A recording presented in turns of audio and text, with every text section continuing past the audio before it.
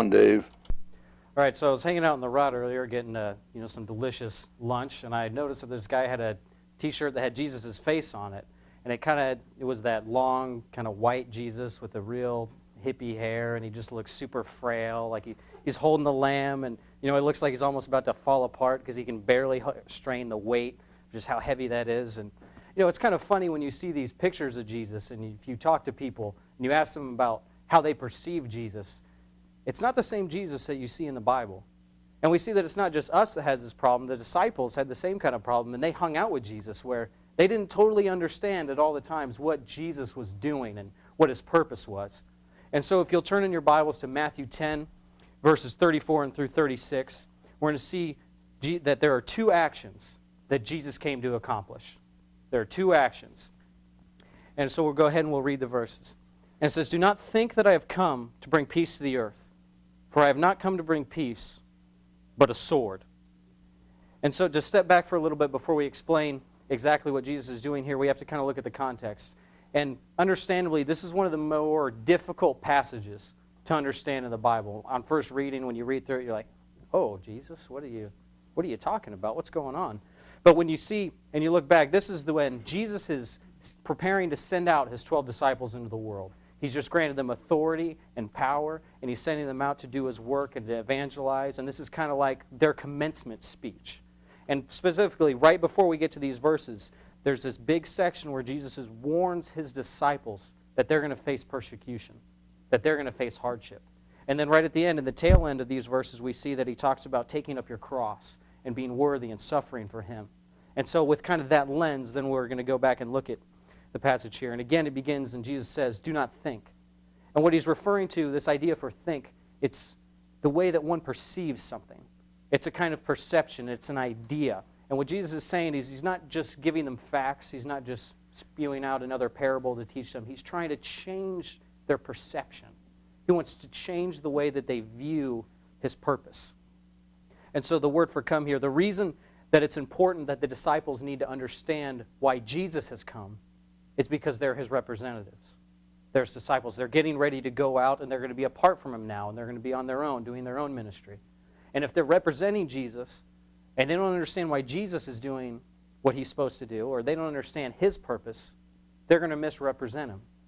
Their purpose is going to be different.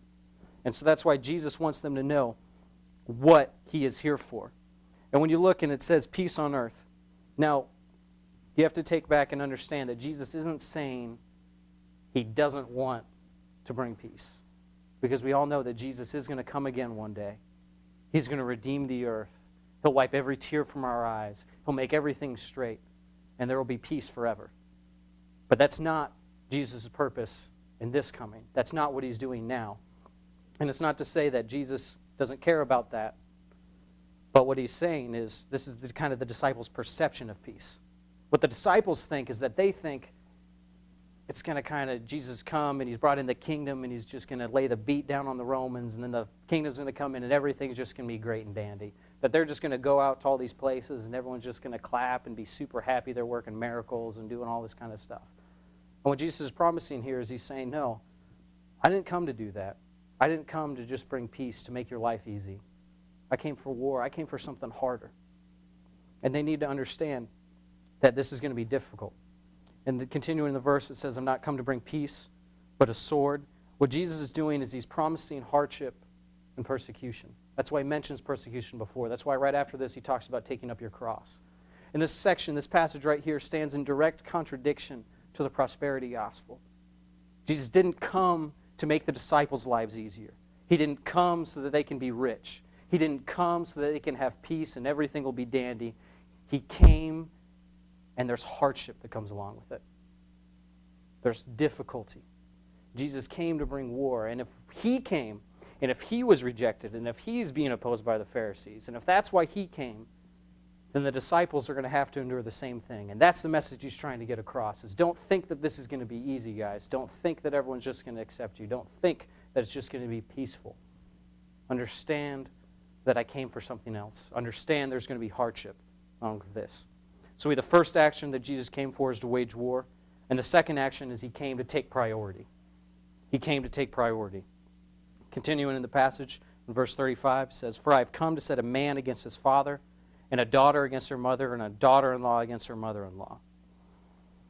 Now, as a young man, there's nothing that brings more joy to my heart, nothing that breaks, a smile to my face than moments when my dad has looked me in the eyes and told me that he's proud of me. And just thinking about that just gives me so much peace and just makes me happy, just thinking, man, I love my dad more than anything. I want to make my dad proud. I want my dad to be supportive of me. And Jesus doesn't spout this off to his disciples to say, like, ha, I want to mess up your relationship with your parents. Like, that's why I came. No, he's saying that now that you're following me, now that you're going out to do ministry, I have to have priority over that. Even your relationship with your dad, one of the most important relationships in these young men's lives, I have to be before that. And that if there ever comes a moment, it's not saying that it's going to come all the time, but it's saying if there ever comes correlation and there's a problem between your father's will and my will has to have priority. Continuing, it says, "And a daughter against her mother." Again, this is just repeating the same idea that Jesus has authority over this relationship. And, we understand how big a deal families are. All of us in this room love our families. We love our parents. We love hanging out. I know a lot of you are probably going home. You get to be with your families, and that's awesome. But even in this time period, the idea of the family was bigger because your family was who you were with.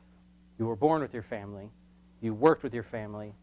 And then you lived with your family, and then you died with your family. It was all about the family. And what Jesus is saying is, all of those relationships, I have to have priority over that. That you can't pick and say, no, Jesus, I got to do this stuff with my family. No, it's Jesus. He is a priority. Over all of those, it has to be him. So during this time period, this was hard for the disciples. This was a hard thing. Because now they're leaving again. They already left their families to follow Jesus. But now if they go back, it might even be more difficult. Continuing, and it says, "A person's enemies will be those in his own household." We have to remember, too, that when Jesus is saying this, he's speaking from experience. Because his enemies were even in his household. His own mother, his own brothers stood against him, tried to keep him from going to the cross. They didn't accept him till much later. And what Jesus is saying is, my family stands in opposition to my purpose. But I've chosen my Father's will. And if you're following me, you have to choose my will. I have to have priority over that. And it's not Jesus again saying that, like, man, it's really fun, like I'm just messing up your whole families. I'm just going to draw a line and make everything just be terrible. No, that's not it. What Jesus is, he's warning them. He doesn't want them to think that life is just going to be easy, that now that they're following Jesus, everything will just work out. He's reminding them that there might be difficulty that you'll have to face even in your own family. And he's telling his disciples that it might come, and they should be prepared for it.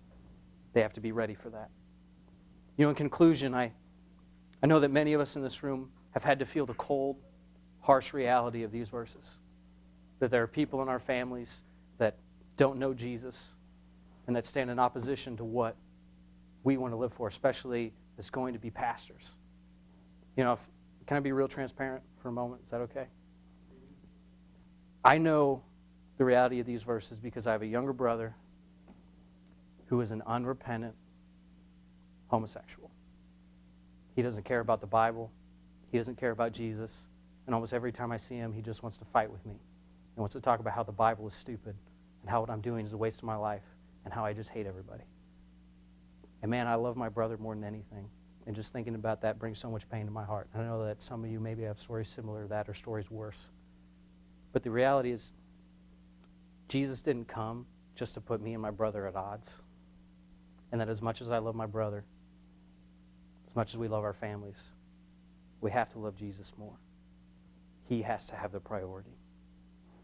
And these verses aren't just filled with kind of a sobering thought. There's hope that comes with this. There's the hope because we know that even though my brother stands in opposition to the gospel, it's not because God's lost control. He knew it was going to happen. That's why he warned his disciples. That's why he warns us that it may happen. And we need to remember that we're fighting a war, but that it's not over yet. And there's always hope. Thank you. Okay, total time is 10 minutes, right on the